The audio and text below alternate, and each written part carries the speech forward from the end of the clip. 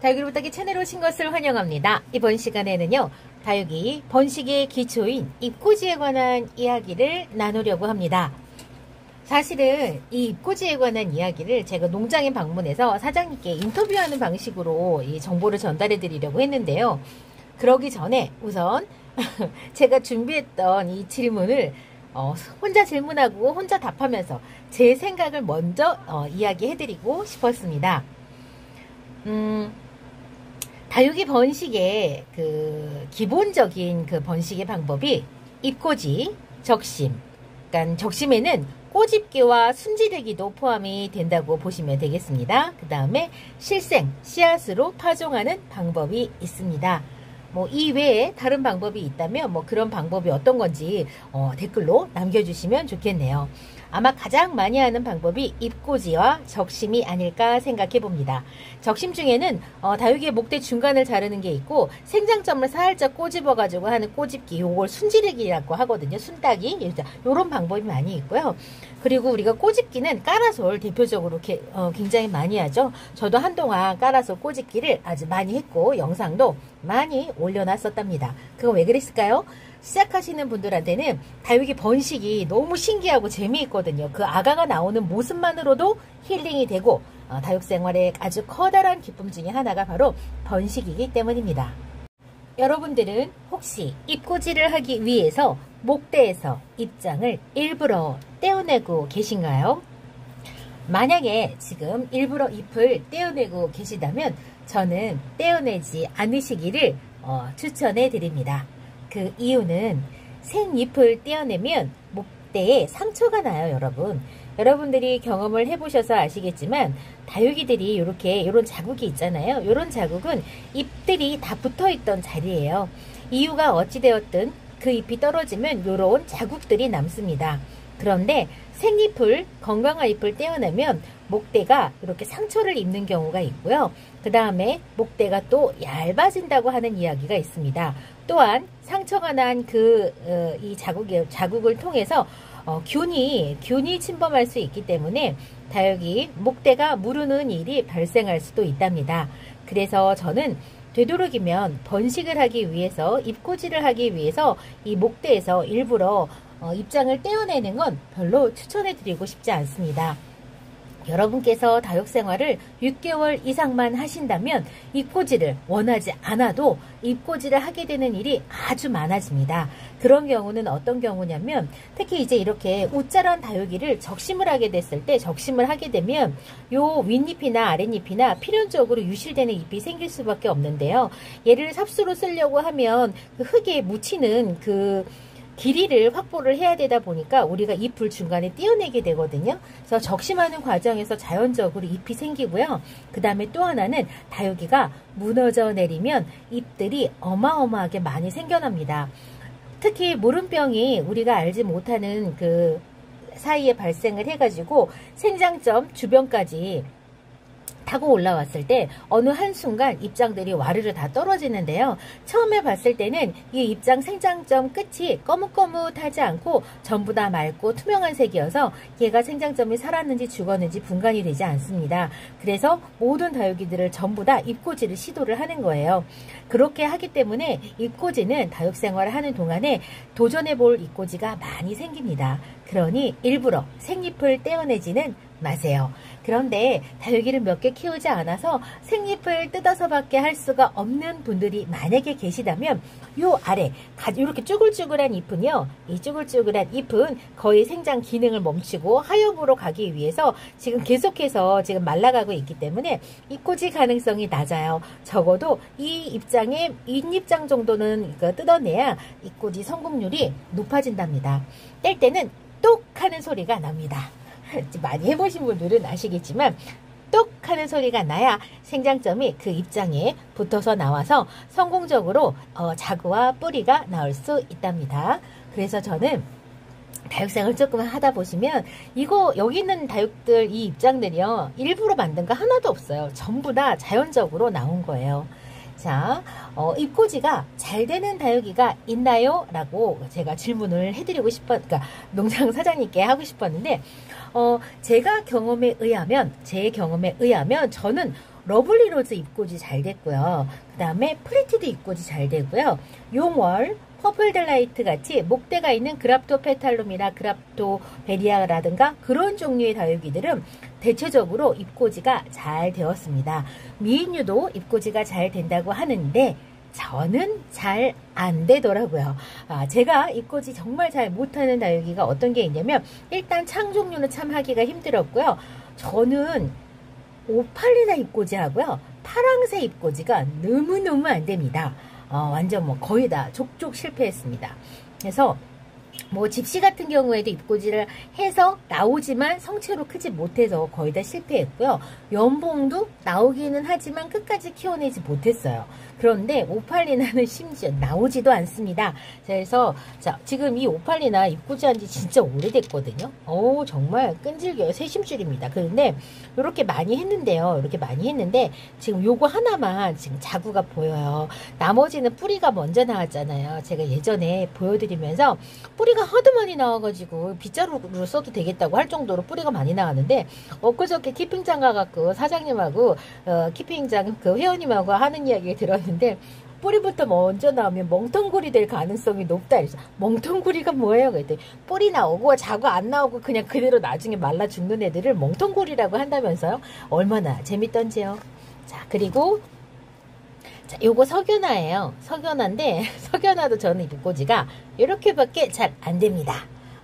자, 제가 잎꽂이가 잘 안 되는 건 물을 너무 박하게 줘서 그럴 수도 있지만 어쨌건 잎꽂이가 잘 되는 다육이 뭐 있다고요? 용월, 뭐 분홍용월, 시트리나 참 잘 돼요. 시트리나 참 잘 되고요. 저는 에케문스톤은 상대적으로 잎꽂이가 조금 잘 되더라고요. 그리고 블루서프라이즈도 저는 잎꽂이가 좀 잘 되는 편이었어요. 그리고 뭐 이게 러블리로즈는 잎꽂이 그냥 잘 됐었고요.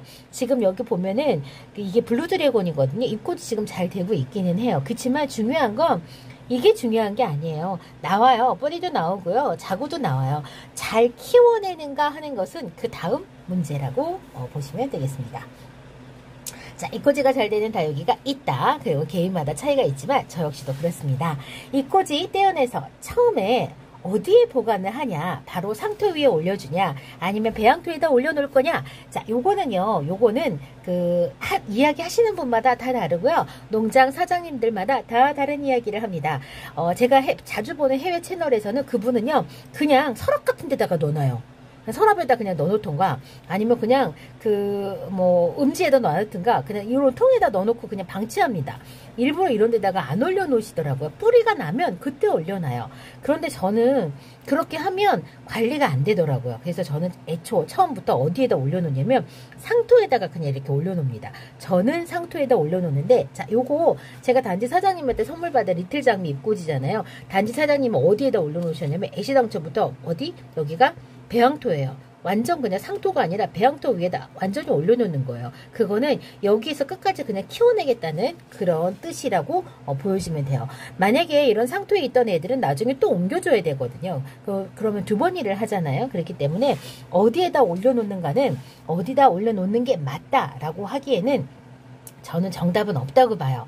상토는요, 여러분, 저번에 한번 보셨죠? 상토하고 요 배양토하고는요, 구성 비율이 다르기 때문에 상토에다가 물을 주면 상토는요, 그 무게가 40%, 그러니까 수분을 함유하는 게 40%가 증가하고, 일반 배양토 같은 경우 20% 정도가, 증가를 해요. 그러면 그 수분을 오랫동안 머금고 있기 때문에 요 다육이한테 득이 될 수도 있고, 해가 될 수도 있는 거예요. 자라나는 다육이, 잎꽂이 같은 경우에 뿌리가 이렇게 활성화되어 있기 때문에 물을 많이 먹는다고 하면 그런 의미에서는 상토 100%가 좋겠다라고 하지만 만약에 너무 많은 물로 인해서 얘네들이 과습을 앓을 수도 있겠다라고 하면 그건 또 좋지 않은 거잖아요. 그러니 이 부분을 염두를 하시면 돼요.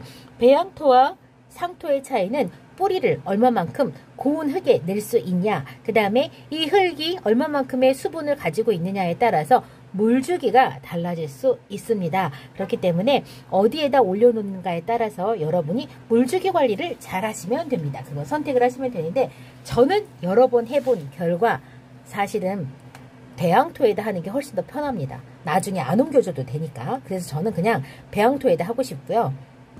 용기도 마찬가지예요. 이 입꽂이를 하는 용기를 삽목판에다 한다던가 이렇게 하는데 저는 스티로폼 박스에다 한 거는 다 실패했어요. 관리 실패를 한 거거든요. 거기에 깍지도 엄청 많이 살고요. 이게 관리하는 게 굉장히 힘들고 자리도 많이 차지해요. 그래서 제가 가장 선호하는 거는 요런 이 플라스틱 용기에다가 몇 개씩만 이렇게 따로따로 해가지고 키워내는 걸 가장 선호합니다. 얘네도 분갈이 뭐 이렇게 빨리빨리 안 해줘도 되고 이 자리에서 그냥 계속 키워도 되기 때문에 이런 형태를 가장 선호합니다. 저는 그렇습니다. 잎을 어디다 둘 것인가는 여러분이 선택을 하시면 돼요. 자, 그 다음에 잎이 뿌리도 안 났고 자구도 안 났는데 스프레이를 해줄 필요가 있을까요? 라고 하는 문제입니다. 사실은 여러분 아무것도 없고요. 자, 여기 보세요.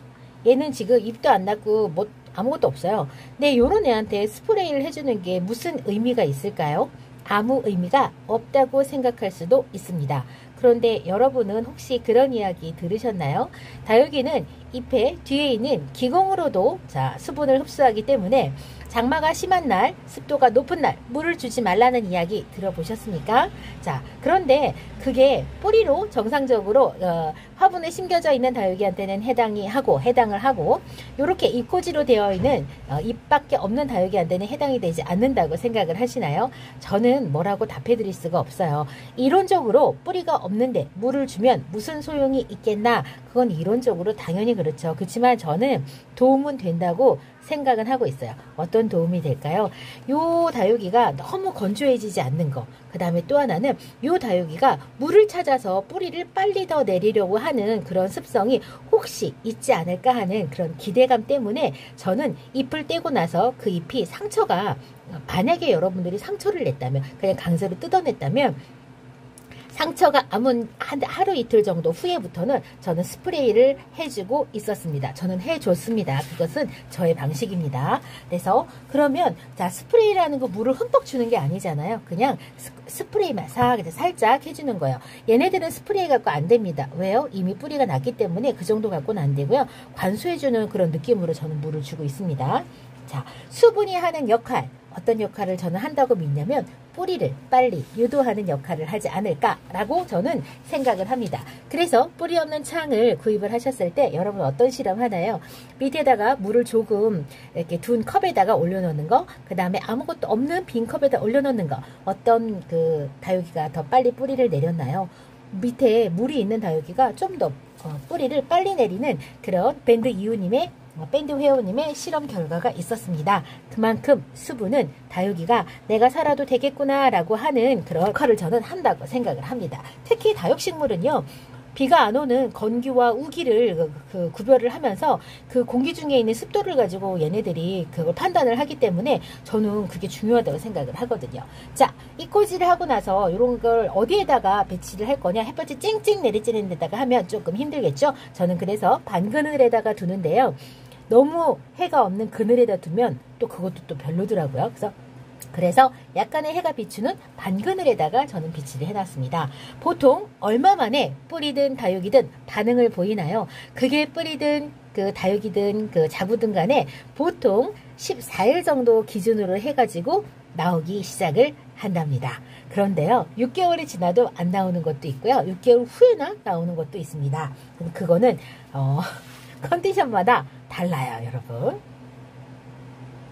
만약 뿌리가 먼저 나오면 실패인가요? 아까 제가 말씀드렸던 것처럼 멍텅구리가 되는 경우가 간혹 있답니다.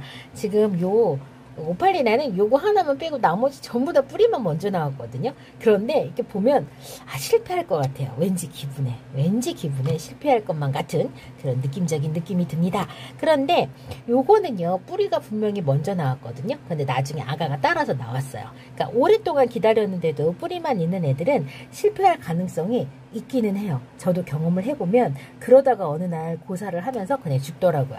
그래도 일단은 기다려줘야 되겠죠. 모두 다가 그런 것은 아니랍니다. 자구가 나오면 뭘 해줘야 하나요? 잎고들도 살균, 살충, 방제를 해줘야 하나요? 자, 일단은 자구가 나오면요. 저는 자구가 나와도요. 분무해줍니다. 분무해주고요. 요런 지금 이 블루드래곤 같은 경우에는 지금 이미 아이고야, 여기 지금 이게, 자, 이렇게 뿌리도 나오고 자구도 지금 얼굴이 3개나 붙어서 나왔네요. 이렇게 나왔기 때문에 이렇게 나온 애들은요, 제가 분무를 생각날 때마다 해줘요.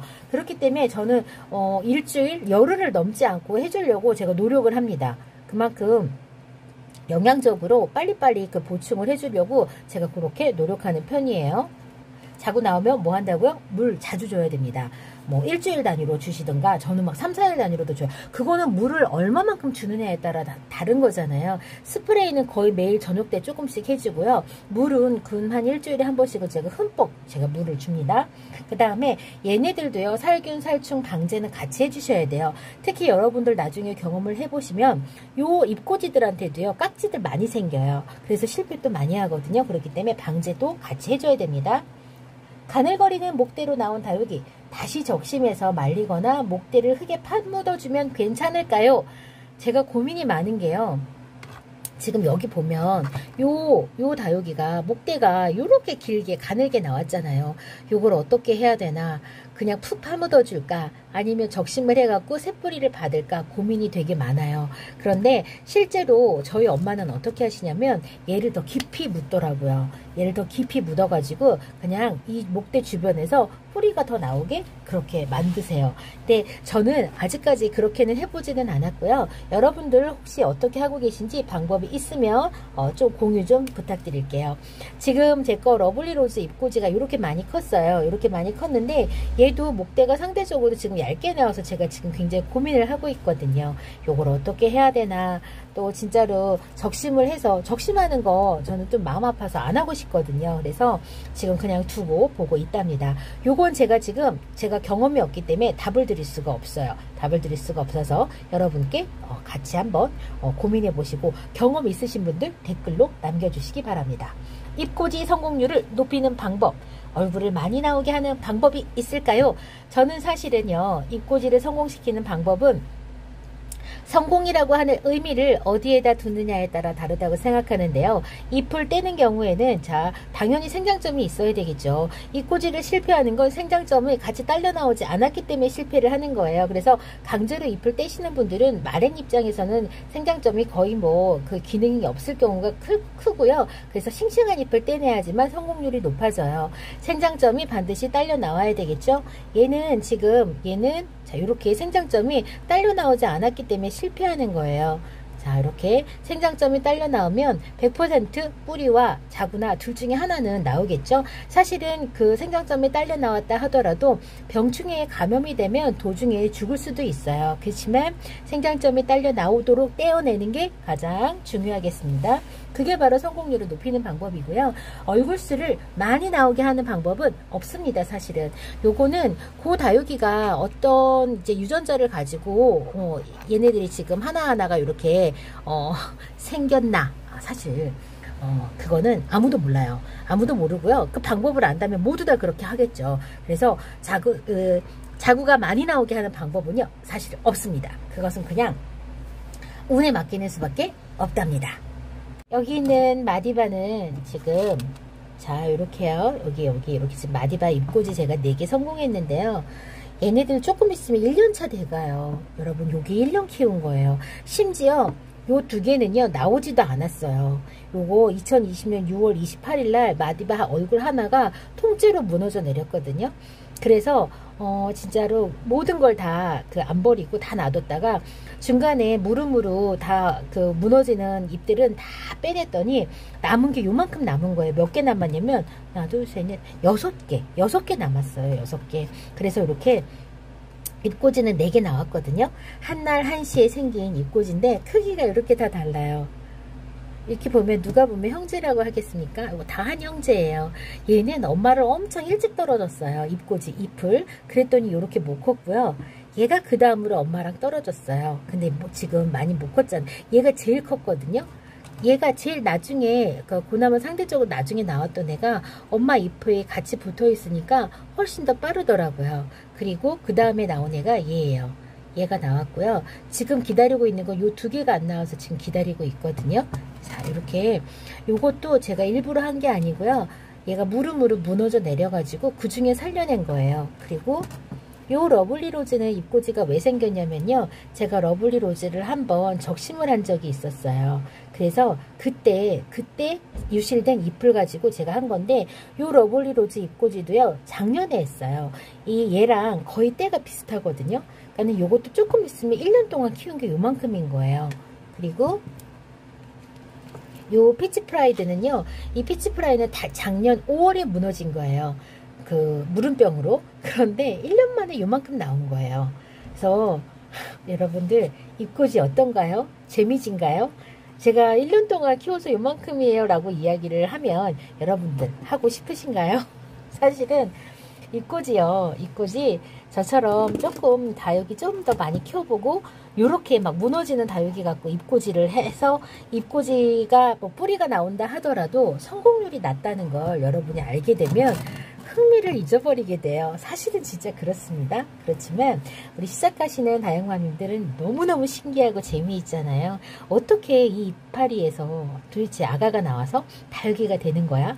씨앗도 아닌데 너무 신기하죠? 저도 그랬어요. 저도 그래서 일부러 떼내진 않았어요. 저는 처음부터 배우기를 다육이를 잎을 띄어내면 다육이 목대가 얇아진다는 말 때문에 저는 처음부터 일부러 떼지는 않았어요. 그렇지만 이제 그 다음부터 무너지는 다육이들이 생기고 적심을 했을 때 유실이 되는 잎을 가지고 이렇게 계속 번식을 도전을 하지만 성체로 키워내는 게 아주 힘들답니다.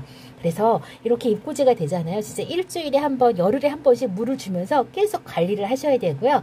얘도 나중에는 똑같이 어떻게 해요? 햇볕 잘 드는 곳에 자리를 내줘야 돼요. 그래야지만 잘 큰답니다.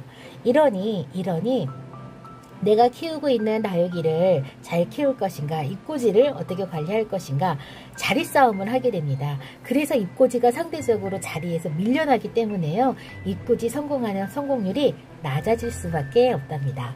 저는 해외 채널에서 정말 미인들요, 잎꽂이 해갖고 이만큼씩 큰 거 막 툭툭 떠서 수확하는 거, 저는 그게 정말 현실로 일어날 줄 알았어요. 근데 저한테는 그런 일이 안 일어나더라고요. 그래서 이런 잎꽂이 너무너무 재미있지만 사실은 좀 해보면 성공률이 높지 않아서 재미가 그닥 없다는 거 시간이 지나시면 아시게 될 겁니다. 그렇다 하더라도 이번 시간에는 제가 그동안 이렇게 해왔던 잎꽂이 노하우에 대해서, 알고 있는 거에 대해서 이야기 드렸고요.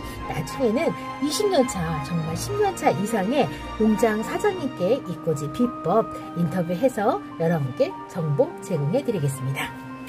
오늘 이 시간 다보떼기 잎꽂이 이야기, 다육이 번식이 기초죠. 잎꽂이 이야기 여기에서 마치고요. 저는 다음 시간에 다른 이야기로 다시 찾아뵙겠습니다. 그럼 안녕히 계세요.